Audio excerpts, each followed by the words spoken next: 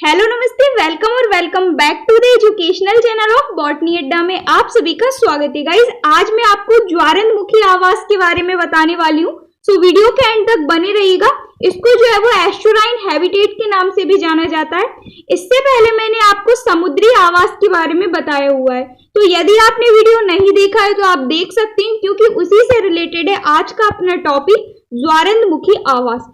ज्वारंदमुखी आवास क्या होते हैं, इसकी डेफिनेशन क्या होती है, क्लासिफिकेशन, कैरेक्टराइटिक्स, फैक्टर्स, सभी कुछ हम जो है वो एक ही वीडियो के अंतर्गत कवर करने वाले हैं। लास्ट में हम जो है वो इसके समुदाय और समुदाय के अंतर्गत आने वाले विभिन्न प्रकार के विशिष्ट जीवों को भी देखने वाले हैं। सो वीडियो के एंड तक बने रहिएगा। चलिए टॉपिक को जो है वो हम बिना रुके स्टार्ट करते हैं और देखते हैं आज का अपना टॉपिक एस्चुराइन हैबिटेट्स। सबसे पहले मैं आपको बताती हूँ कि ये जो आपके ज्वारंदमुखी आवास है, इसमें जो आपकी ये जो एस्चुरीज हैं ये होती क्या है। तो बेसिकली ध्यान से सुनिएगा, जो आपके ज्वारंदमुख होते हैं, जब आपके नदी और समुद्र वगैरह होते हैं, उनके किनारे जो तटीय भाग होते हैं, वहां पर अलग से पानी जो है वो कलेक्ट हो जाता है। कैसे हो जाता है? समुद्र का पानी और नदियों का पानी जब दोनों एक विशिष्ट स्थान पे जाकर मिल जाता है तो उसी को कहते हैं ज्वारंदमुख यानी एस्चुरीज। काफी बड़ी बड़ी एस्चुरीज पाई जाती हैं। मैं आपको आगे इस वीडियो के अंतर्गत भी बताऊंगी काफी सारी एस्चुरीज के बारे में। जब एक विशिष्ट स्थान पर नदी और समुद्र का पानी आकर मिल जाता है और उस जल में विभिन्न प्रकार की वनस्पतियां, पेड़ पौधे, जीव जंतु वास करते हैं, तो उसी को कहते हैं एस्चुराइन हैबिटेट। ठीक है, तो इतना आपको क्लियर हुआ। एस्चुराइन यानी ज्वारंदमुख क्या होते हैं। ज्वारंदमुख बेसिकली जब नदी और समुद्र का पानी एक विशिष्ट स्थान पर आकर कलेक्ट हो जाता है, एकत्रित हो जाता है, तो उस स्थान को ज्वारंदमुख के नाम से जाना जाता है। चलिए अब हम देखते हैं अपनी थ्योरी को, और थ्योरी के अंतर्गत देखते हैं क्या लिखा गया है। ज्वारंदमुख वह स्थान होता है जहां नदी एवं समुद्र का जल मिलता है। इनके मिलने से एक खारे जल का क्षेत्र बन जाता है, जिसमें जल का संगठन निरंतर परिवर्तित होता रहता है। यानी कि कहा गया है कि एक विशिष्ट स्थान जहां पर नदी और समुद्र का जल आकर मिल जाता है, जब समुद्र का जल और नदी का जल मिलेगा तो वहां पे जो है वो खारे जल का एक क्षेत्र बन जाता है, और इस जल में जो संगठन है, जो कॉम्पोजिशन है, वो काफी प्रकार का अनियमित होता है, यानी परिवर्तित होता है। परिवर्तित क्यों होता है? क्योंकि जल वहां से जो है वो आता जाता बना रहता है, कलेक्ट नहीं रहता है, फ्लो करता रहता है। ठीक है, तो इसीलिए कहा गया है कि यहाँ का जो जल होता है या फिर इनका जो जल होता है, इसके संगठन में निरंतर परिवर्तन होता रहता है। इसके बाद कहा गया है, अतः स्वच्छ जल एवं समुद्री जल के मिश्रण के कारण एक नवीन रासायनिक वातावरण बन जाता है, जिसे ज्वारंदमुख के नाम से जाना जाता है। ठीक है, चलिए मैं आपको इसकी जो है वो इमेज बता देती हूँ। यहाँ पे आप देख सकते हैं एक बड़ी सी नदी यहाँ पे आपको दिख रही है, वहां का पानी और यहाँ से आपके दूसरा पानी आ रहा है।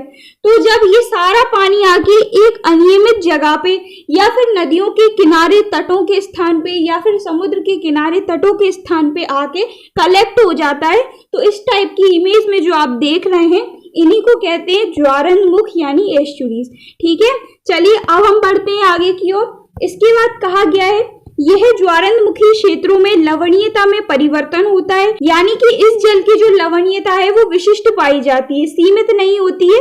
इन क्षेत्र में ज्वार भाटा का प्रभाव पाया जाता है। आगे मैं आपको बताऊंगी ज्वार भाटा क्या होता है। ठीक है, तो ये जो क्षेत्र होते हैं जहां पर समुद्र और महासागरों का पानी आकर कलेक्ट होता है, इनमें ज्वार भाटा का प्रभाव पाया जाता है।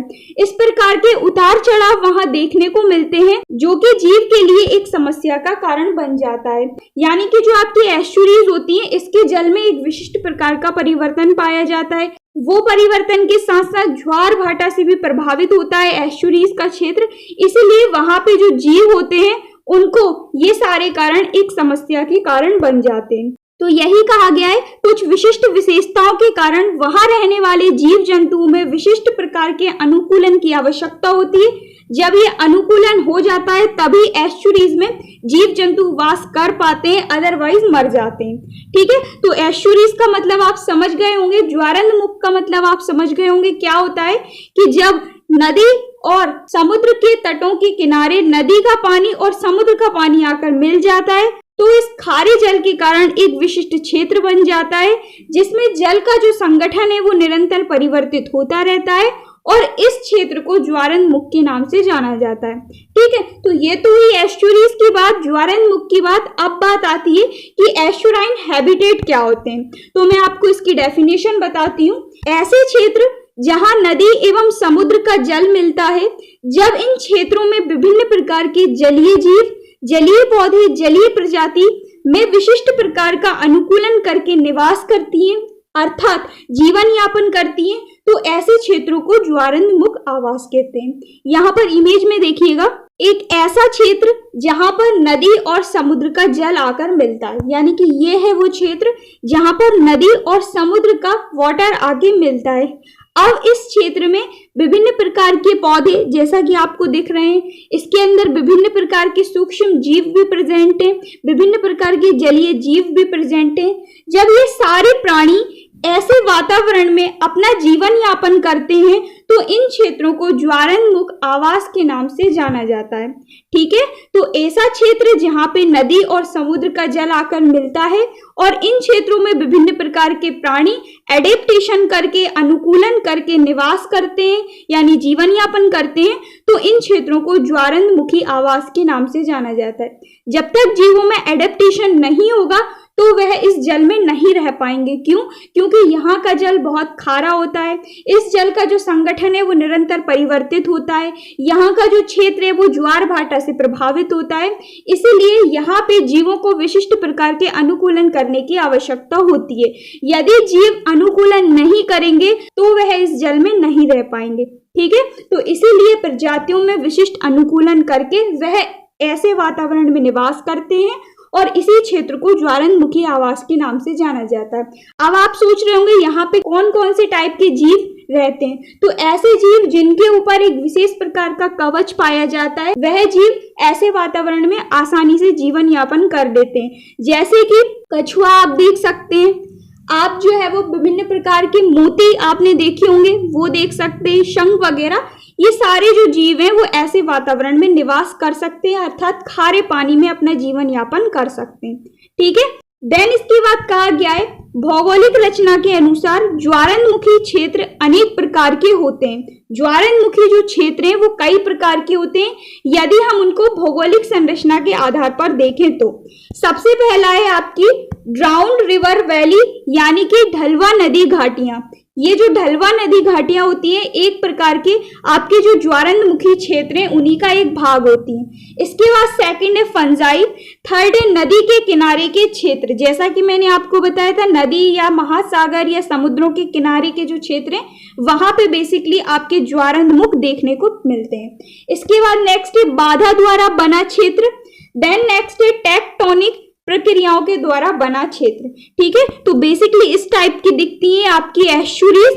इन एस्चुरीज में क्या होता है, आपके बड़े बड़े समुद्रों का पानी, बड़ी बड़ी नदियों का पानी आकर मिल जाता है और यहाँ का पानी काफी खारा होता है। ठीक है, तो ये होती है आपकी एस्चुरीज, जैसा कि आप इमेज में देख सकते हैं। तो ये हमने इनको भौगोलिक रचना के आधार पर देखा 5 टाइप्स की। इसके बाद नेक्स्ट कहा गया है 1959 में वैज्ञानिक ओडम ने ज्वारनमुखी आवास को निम्न प्रकार से विभाजित किया है। कौन कौन से आपके ज्वारनमुखी आवास होते हैं एक एक करके हम देखते हैं। सबसे पहला है भौतिक प्रतिबल वाली विशाल लंबी एस्चुरीज, दूसरी है प्राकृतिक अटकांटिक पारिस्थितिक तंत्र वाली बर्फयुक्त एस्चुरीज। इनका नाम डाल के आप गूगल पे भी देख सकते हैं, आपको इमेज मिल जाएंगी। इसके बाद नेक्स्ट है प्राकृतिक शीतोष्ण तटीय ज्वारनमुख वाली एस्चुरीज, नेक्स्ट है उष्ण कटिबंधीय विविधता वाली एस्चुरीज और लास्ट है आपकी मनुष्य से संबंधित ज्वारनमुखी एस्चुरीज। ठीक है, तो ये 5 टाइप की एस्चुरीज होती हैं जो कि वैज्ञानिक ओडम ने बताया था 1959 में। ठीक है, तो ये हुई आपकी एस्चुरीज से रिलेटेड या फिर कहा जाए तो ज्वारनमुखी क्षेत्र से रिलेटेड सारी आपकी इंफॉर्मेशन। ठीक है, तो इतना आपको क्लियर हुआ एस्चुरीज होती क्या है, इसकी डेफिनेशन, साथ में मैंने आपको बताया ज्वारनमुखी क्षेत्र के बारे में कौन कौन से होते हैं। इसके बाद मैंने आपको बताया ज्वारनमुखी आवास के बारे में 5 टाइप के होते हैं। अब हम देखते हैं ज्वारनमुखी आवास के लक्षण यानी कैरेक्टरिस्टिक्स ऑफ एस्चुराइन हैबिटेट। कौन कौन से लक्षण पाए जाते हैं इस टाइप के हैबिटेट में? तो सबसे पहला है लवणीयता यानी सैलिनिटी।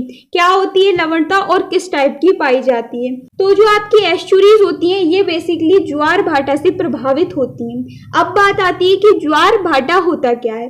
तो जो आपके ज्वार होते हैं क्या होता है, जब सन और मून यानी सूर्य और चंद्रमा के बीच गुरुत्वाकर्षण के द्वारा आकर्षण पैदा होता है या खिंचाव पैदा होता है, तो उस खिंचाव के कारण क्या होता है, आपका समुद्र का पानी ऊपर की ओर उठता है। जब आपका समुद्र का पानी ऊपर की ओर उठता है तो उसको कहते हैं ज्वार। ठीक है, जब वो पानी नीचे की ओर बैठता है यानी नीचे की ओर उतरता है तो उसे कहते हैं भाटा। ठीक है, तो अब आपको इसका मतलब समझ आया ज्वार और भाटा का मतलब क्या होता है। जब सन और मून में खिंचाव उत्पन्न होता है गुरुत्वाकर्षण बल के कारण, तो जो समुद्र का पानी है वो ऊपर की ओर उठता है, जैसा कि आप इमेज में देख सकते हैं। इस टाइप से जो समुद्र का पानी है वो ऊपर की ओर उठता है, तो इसको कहते हैं ज्वार। और यही पानी जब नीचे की ओर बैठता है या फिर अपने स्थान पर सीमित होता है तो उसको कहते हैं भाटा। ठीक है, तो कहा गया है ज्वार की तीव्रता एवं दिशा का प्रभाव ज्वारनमुख की लवणीयता पर पड़ता है। यानी कि जो ज्वार होते हैं, ज्वार और भाटा होते हैं, उनकी तीव्रता और उनकी दिशा यानी कि वो किस स्पीड से पानी ऊपर की ओर उठ रहा है और किस दिशा में उठ रहा है, इन दोनों का प्रभाव आपके जो ज्वारनमुखी आवास होते हैं उनकी लवणीयता पर पड़ता है। उच्च ज्वार के समय समुद्री जल नदी में अधिक तीव्र से प्रवेश करता है। क्या होता है, जब उच्च ज्वार आते हैं हाई स्पीड में, जब पानी समुद्र का ऊपर की ओर जाता है, तो समुद्र का पानी हाई स्पीड में जब ऊपर की ओर जाता है तो उसी स्पीड से वह आपका जो पानी है वो नदी में प्रवेश करता है, जिससे क्या होता है लवणीयता यानी सैलिनिटी बढ़ जाती है एस्चुराइन हैबिटेट की। इसी टाइप से जब निम्न ज्वार के समय वर्षा या नदी का अधिकाधिक जो पानी है वो समुद्र में प्रवेश करता है, तो आपकी जो लवणता है वो आपकी कम हो जाती है ज्वारनमुखी आवासों की। ठीक है, तो इस टाइप से जो सैलिनिटी होती है, जो लवणता होती है, उसका प्रभाव पड़ता है आपके एस्चुराइन हैबिटेट में यानी ज्वारनमुखी आवास में। ठीक है, क्लियर हुआ आपको कैसे क्या पड़ता है, कब पड़ता है।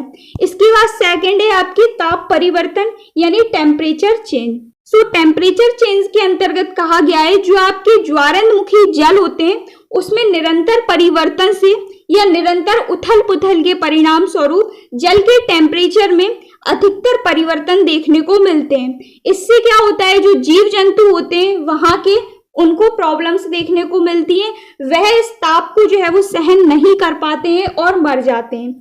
यानी कि जब आपकी जो ज्वारनमुखी आवास है उसका टेम्परेचर बढ़ेगा या घटेगा तो वहां के जो जीव जंतु हैं वो इस ताप को नहीं झेल पाते हैं और उन पे जो है वो इसका हानिकारक प्रभाव पड़ता है।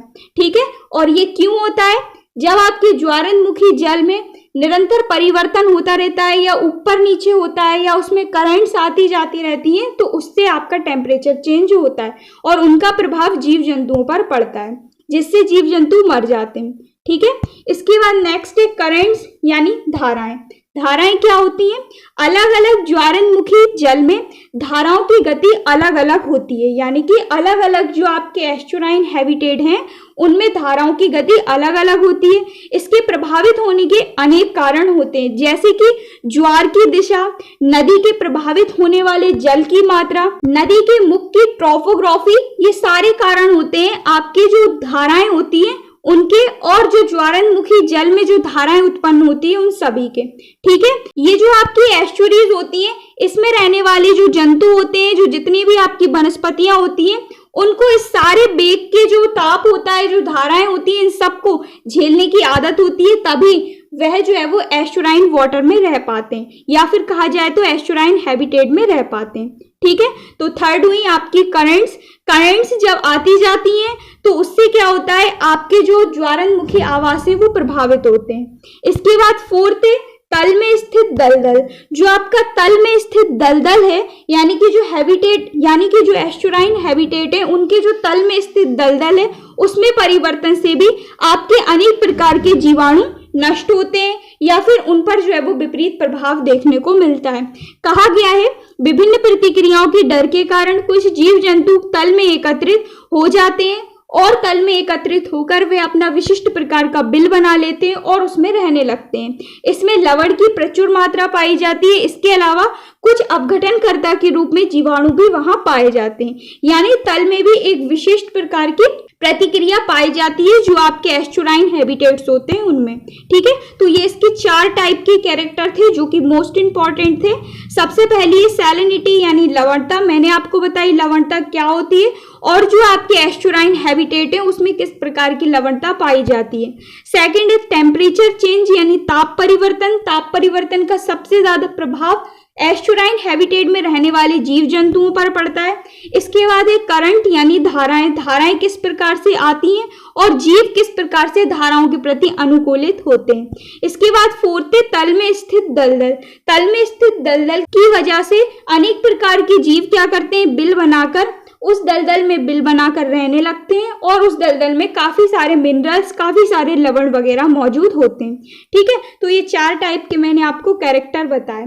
अब हम देखते हैं ज्वारनमुखी समुदाय यानी एस्चुराइन कम्युनिटीज क्या होती हैं और इसमें किस टाइप के जीव जो है वो वास करते हैं। टेम्परेचर एवं सैलिनिटी में होने वाले तीव्र परिवर्तन के कारण यहाँ रहने वाले जंतु में कई प्रकार की विपरीत परिस्थितियों का सामना करना पड़ता है। इसीलिए 2 प्रकार के जीव एस्चुराइन कम्युनिटीज में पाए जाते हैं। क्या होता है, टेम्परेचर और सैलिनिटी में जैसा कि मैंने आपको शुरुआत में बताया परिवर्तन होते रहते हैं। तो इन परिवर्तनों के कारण जो आपके ज्वारनमुखी समुदाय हैं उनमें 2 प्रकार के जीव पाए जाते हैं। सबसे पहला है स्थायी और दूसरा है अस्थायी यानी परमानेंट एस्चुराइन फौना और टेम्परेरी एस्चुराइन फौना। स्थायी ज्वारनमुखी प्राणी जात और अस्थायी ज्वारनमुखी प्राणी जात। सबसे पहले हम देखते हैं परमानेंट। तो परमानेंट के अंतर्गत कहा गया है इसके अंतर्गत वे जंतु आते हैं जो अपने आप को ज्वारनमुखी परिस्थितियों के अनुसार अनुकूलित कर लेते हैं। इन्हें यूरी हेलाइन और यूरी थर्मल के नाम से जाना जाता है। For example oysters, Nereis, catfish और ट्यूबी फिक्स, ये सारे आपके ऐसे जीव होते हैं जो कि स्थायी होते हैं, जो कि ज्वारनमुखी परिस्थितियों के अनुसार अपने आप को एडेप्ट कर लेते हैं, अपने आप को अनुकूलित कर लेते हैं। इनको जो है वो यूरी हेलाइन और यूरी थर्मल के नाम से जाना जाता है। ठीक है, इसके बाद सेकंड है आपकी अस्थायी ज्वारनमुखी प्राणी जात यानी टेम्परेरी। तो इसके अंतर्गत कहा गया है वे जंतु इसके अंतर्गत आते हैं जो जीवन चक्र का कुछ भी भाग ज्वारनमुखी वातावरण में व्यतीत करते हैं, यानी बहुत कम भाग जो है वो एस्चुराइन हैबिटेट में व्यतीत करते हैं और मर जाते हैं। टेम्परेरी इसीलिए इनका नाम रखा गया है। फॉर एग्जाम्पल एंगलर मछली, मैरीट्रिक्स और कॉर्नीरस, ये इसके एग्जाम्पल हैं टेम्परेरी ज्वारनमुखी प्राणी जात के। ठीक है, तो ये हुआ हमारा टॉपिक कंप्लीट। इसके अंतर्गत मैंने आपको बताया ज्वारनमुखी समुदाय यानी एस्चुराइन कम्युनिटीज के बारे में। देन मैंने आपको इसके कैरेक्टराइटिक्स बताए, डेफिनेशन बताई, कितने टाइप के आपके ज्वारनमुखी आवास होते हैं इनके बारे में बताया। भौगोलिक संरचना के आधार पर ज्वारनमुखी कितने टाइप की होती है वो सभी बताया। डेफिनेशन बताई, मैंने आपको बताया ज्वारनमुख क्या होते हैं, ये सारा मैंने आपको कवर कराया। तो ये हुआ आपका एस्चुराइन हैबिटेट टॉपिक कंप्लीट। मिलते हैं नेक्स्ट वीडियो में न्यू टॉपिक के साथ। आशा करती हूँ वीडियो आपको क्लियर हुआ होगा। कोई भी डाउट हो आप मुझे नीचे कमेंट करके बता सकते हैं। So thank you so much for watching. Keep on learning.